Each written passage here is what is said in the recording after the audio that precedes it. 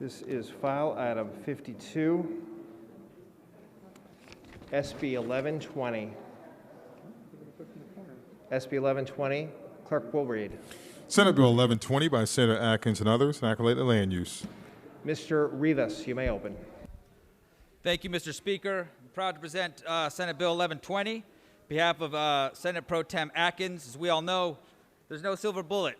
There is no easy solution to solve our state's housing crisis. We need to be hitting this problem from multiple angles, and clearly, we need to be creative. We need to stay focused on our goal, helping the hundreds of thousands of Californians who cannot afford decent housing. Every day, more and more people in our state are pushed into homelessness.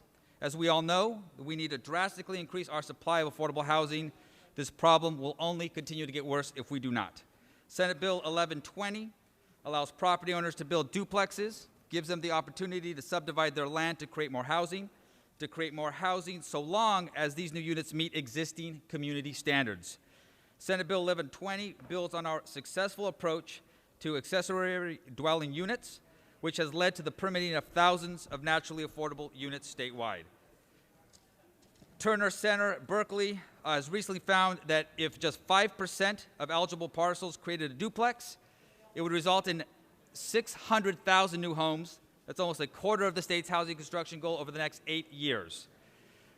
We have to keep in mind that these units are of small scale, units that are easy to build, units that would also help create equity for homeowners who want to help us solve this housing crisis. Respectfully ask for your aye vote. Thank you, Mr. Rivas. Mr. Marsucci. Thank you very much. I respectfully oppose SB 1120.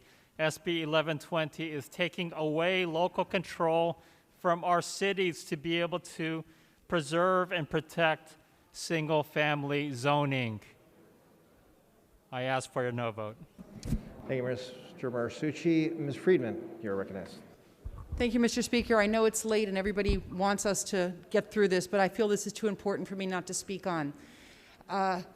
The reason that this bill has been very tough for me is because I have voted for, I think, all of the housing bills that have been in front of this House, or pretty much all of them, and very much support the goals of what this bill is trying to accomplish, and believe that a lot of the arguments that have been used against this bill are inaccurate, and in some cases even insulting. However, I will say very quickly that I have some major concerns with this bill having to do with the fact that I have analyzed this bill and I've gone through it and asked a lot of questions. This bill would allow more development in our wildfire areas and in areas that right now we allow single-family houses, but in infill areas are mostly built out, would allow for more development in a lot of areas in Los Angeles, throughout the hills in Los Angeles, where we have very inadequate ingress and egress. Now, I'm not up here to change anyone's mind about this, but I respect the proponents of this bill enough to give the reasons why I can't support it today. My biggest concern, however, has to do with the fact that while I believe that this bill will certainly open up a lot of needed opportunities for renters, and I believe that truly that this is needed to have more housing in a lot of our single-family areas, I am very nervous about what happens when people who want to buy a home for their families are now having to bid against speculative developers given the amount of profit that could be created by what this bill allows. I believe that this is such a radical departure from what we have that we should pilot this before we do it statewide. I think that's prudent. I'm worried about what happens in areas in our WUI areas, such as the Tejon Ranch project, where you have 7,000 units already entitled, lots already subdivided in what is a wildlife interface area. I've gone through this and asked questions, and I believe that that project can turn from 7,000 units into 28,000 units right now by right without review because of this bill. We're trying to develop, but we're trying to do so in areas that are near jobs and near transportation. If you look at what's considered an urban area on the map, it's almost all of LA County, whether or not it's near jobs, near amenities, or whether it's in a wildfire interface area. I'm nervous about sprawl. I'm nervous about what this does to people trying to get into the market, and for that, I respectfully have to not be able to support it today. Thank you. Thank you, Ms. Friedman. Ms. Wicks, you are recognized. Thank you. Colleagues, it's good to see you all. I was actually in the middle of feeding my daughter when this bill came up. And I ran down on the floor today because I strongly believe we need to pass this bill. We are 3.5 million homes shy of where we need to be right now in this state. And Ellie agrees that we absolutely need to pass this bill. And I know it's difficult for some of you. These votes are difficult for some of you. But it's very, very important. And I just come down here in strong support of this bill and urge my colleagues. It's the simplest way we can have density that still adheres to neighborhood character. So please, please, please pass this bill. And I'm going to go finish feeding my daughter. Thank you. Thank you, Ms. Wicks. Ms. Kamlager, you are recognized. Thank you, Mr. Speaker. I rise in strong opposition to this bill. I could go on, but I'm not because the hour is late, but succinctly, it actually compromises the character, and it certainly limits local control. I strongly believe that we need to build more housing. Yes, supply is important. Yes, density works in many areas. But we continue to put forward these bills, and we say that we need affordable housing, and we're living in a state where we actually have been duped into thinking that affordable is paying $12 for a cup of coffee and a donut. That is not affordable. The state is becoming increasingly unaffordable. And so rather than creating a dynamic where you set up essentially an invasion into small communities by developers and speculators, we should actually be having serious conversations about how to develop non-market, price-guaranteed housing, because those are the kinds of units that our teachers, our students, our grocery workers, our cashiers, our working-class families, and Californians deserve, not this bill. With, quite frankly, the kinds of folks that would be able to purchase the land and create these duplexes and quads are more likely than not going to be multinational or international investors, changing the character of our communities. This isn't saying, let's have owner-builders. Let's have people who are from the community actually building.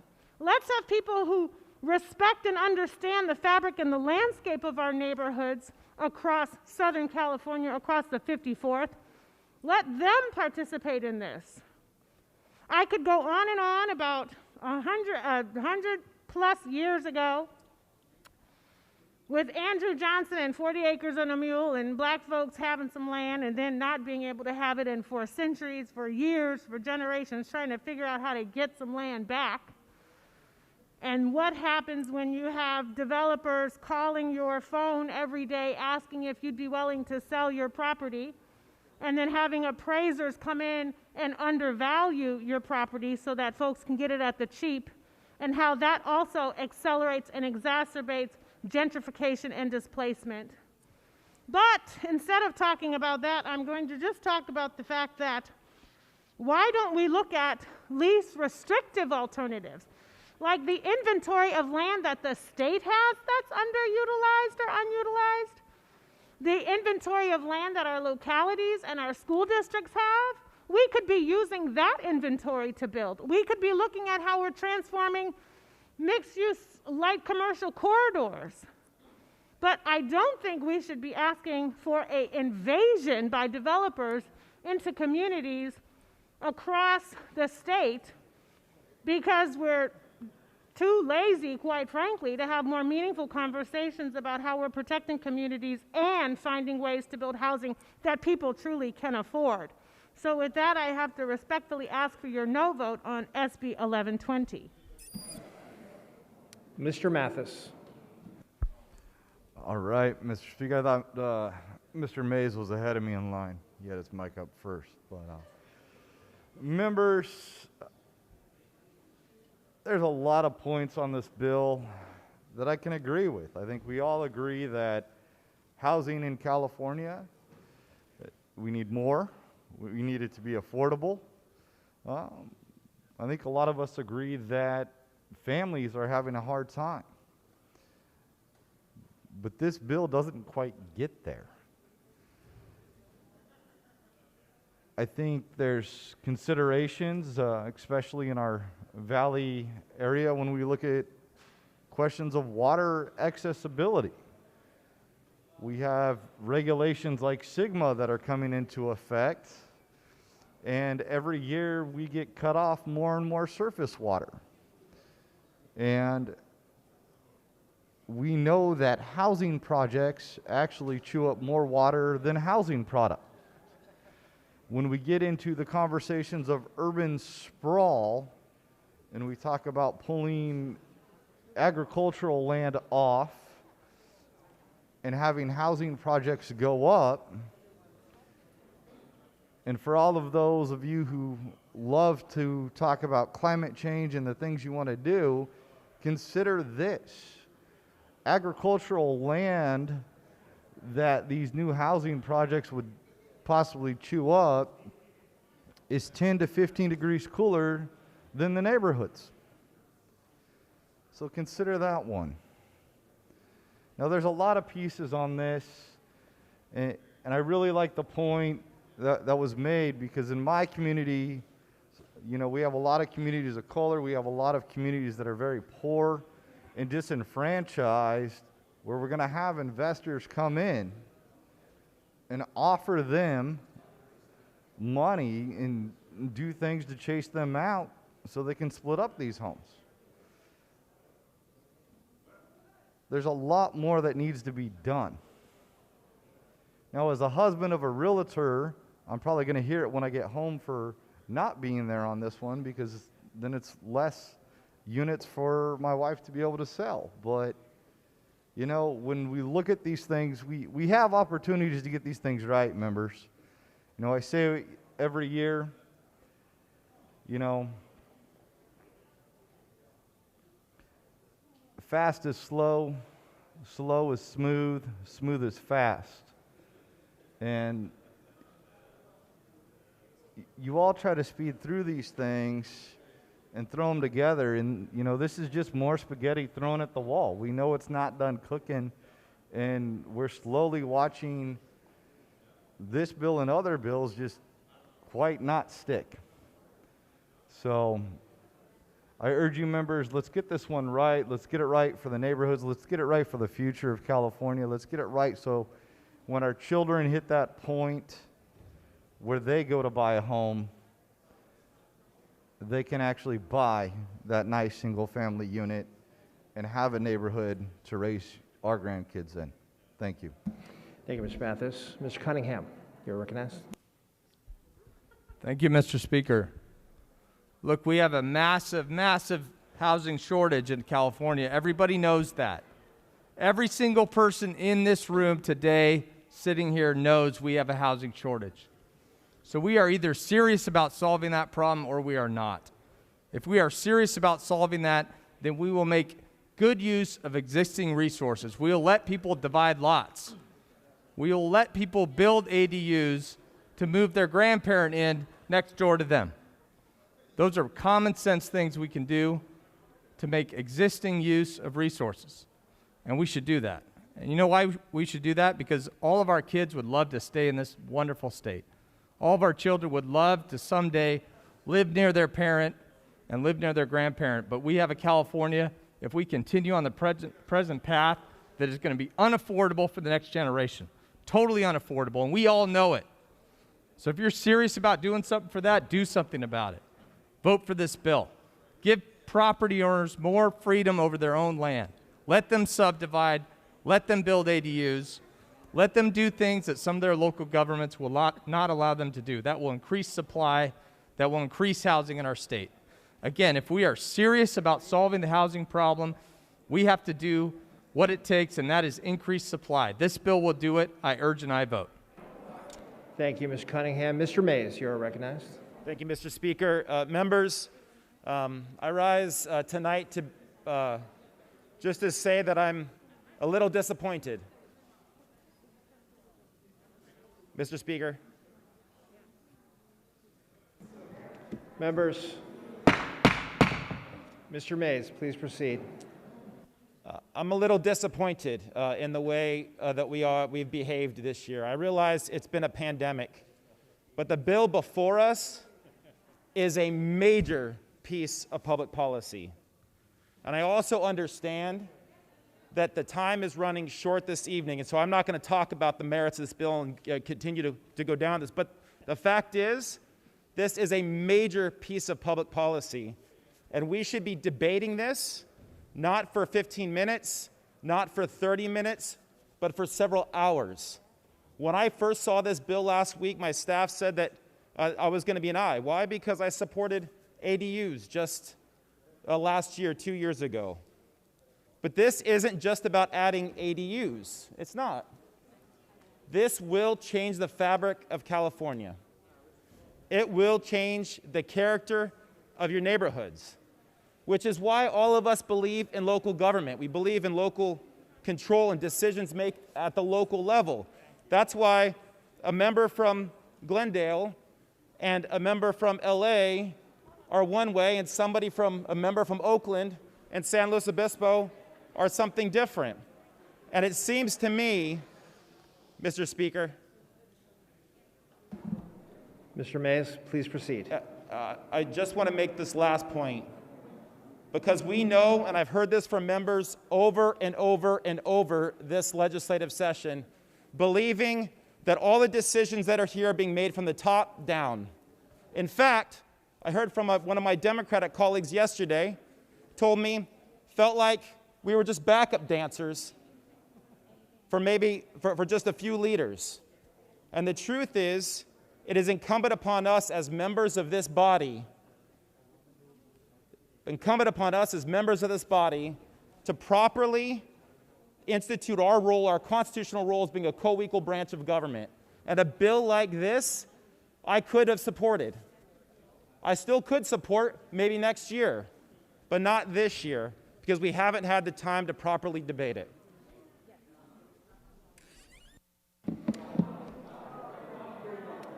Mr. Nazarian, you are recognized. Colleagues, I'm going to be brief because we have a few more bills to go. I just want to share something with all of you. In the portion of the San Fernando Valley that I represent, it's roughly about 1/3 of the entire San Fernando Valley. In the entire San Fernando Valley, which 3 of us right here represent, there are over 10,000 houses, single-family houses, that are owned by venture capital companies. Now imagine if all of those properties were subdivided right now and put back onto the market. Can you just imagine the level of congestion and impact? I'm just giving you one small example of what this bill has the potential of doing. So we can talk about how it benefits small mom and pop individual owners, but the real bigger game is the wealth companies wealth management companies that are sitting on thousands of properties waiting for this opportunity to profit. So I respectfully urge a no vote. Thank you. Thank you, Mr. Nazarian. Mr. Obernolte.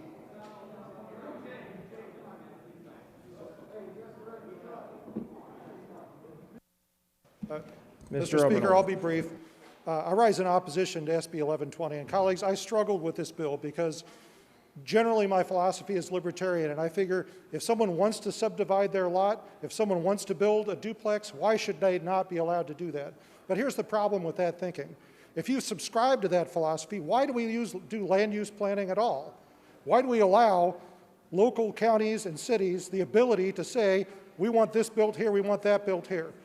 The problem with this bill is it's a huge change to land use policy in California. Little that we've done in the last 6 years that I've been in the legislature has the potential to affect land use planning to the extent that this one does. And we're here debating it at 11:30 p.m. at night, the day before the end of session. Colleagues, this needs more baking. I urge a no vote. Thank you, members. Mr. Rivas, you may close if you wish. Respectfully ask for an aye vote. Clerk will open the roll. All members vote who desire to vote. All members vote who desire to vote.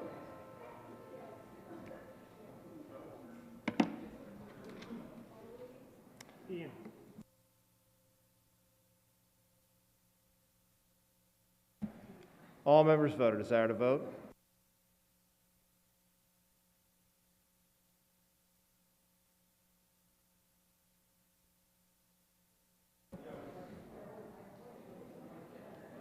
All members voted. Desire to vote?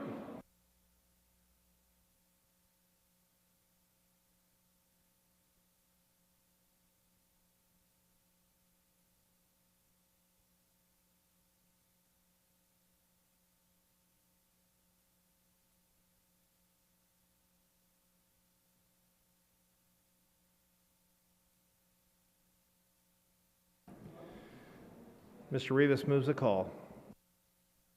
Mr. Calderon. Request unanimous